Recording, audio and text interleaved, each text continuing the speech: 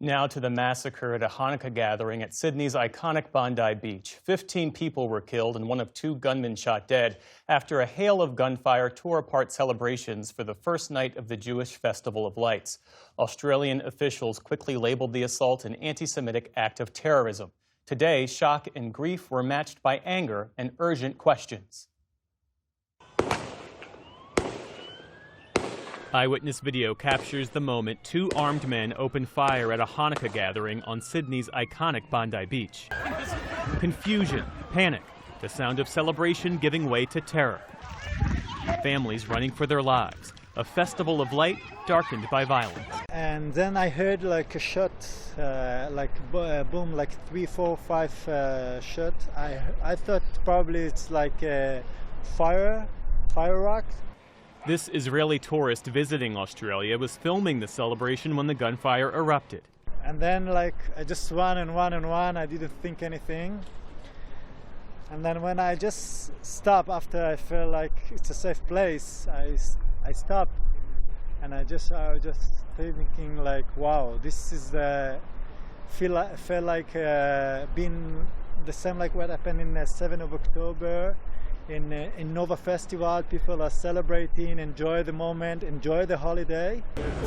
That sense of shock and grief hung heavy today as members of Sydney's Jewish community gathered to mark the second night of Hanukkah.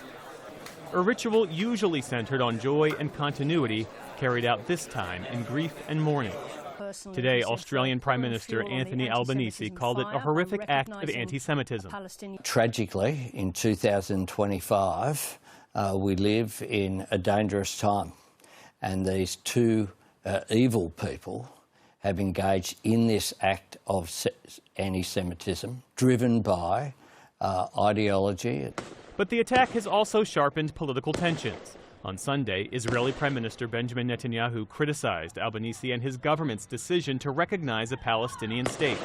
On August 17th, about 4 months ago, I sent Prime Minister Albanese of Australia a letter in which I gave him warning that the Australian government's policy was promoting and encouraging anti-Semitism in Australia. I wrote, "Your call for a Palestinian state pours fuel on the anti-Semitic fire." The Australian Prime Minister rejected that, instead calling for national unity. Do you accept any link between that recognition and the massacre in Bondi? No, I don't.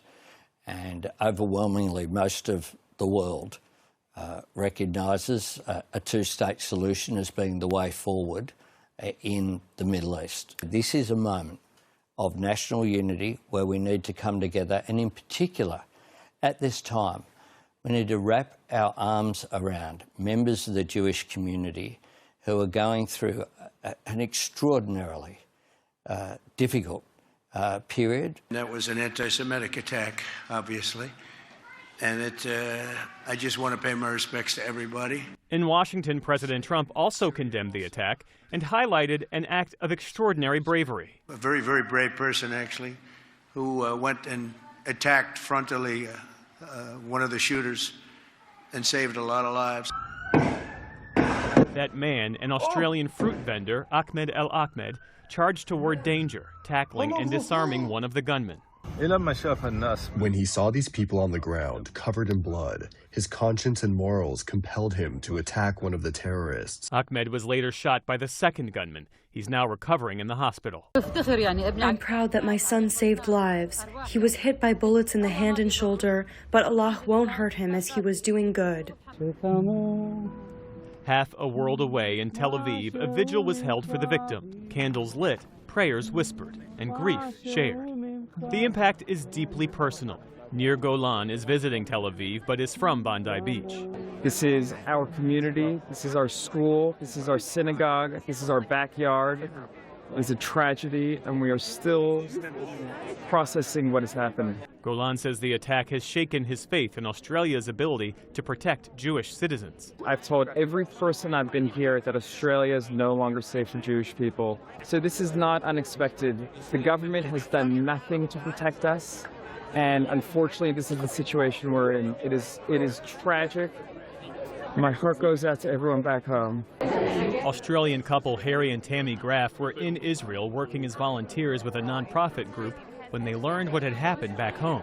We come here to help this country. We go home.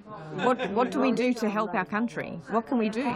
It was a huge shock, and the world seemed to just turn upside down. Harry Graff says this is a turning point for the Jewish community in Australia, but that they have to go on. We have to continue to have our Hanukkah events. Christians have to continue having their Christmas events, otherwise the bad guys win. You know, we cannot let that happen. A community shaken, but determined to remain visible, to choose light, even in the darkest moments.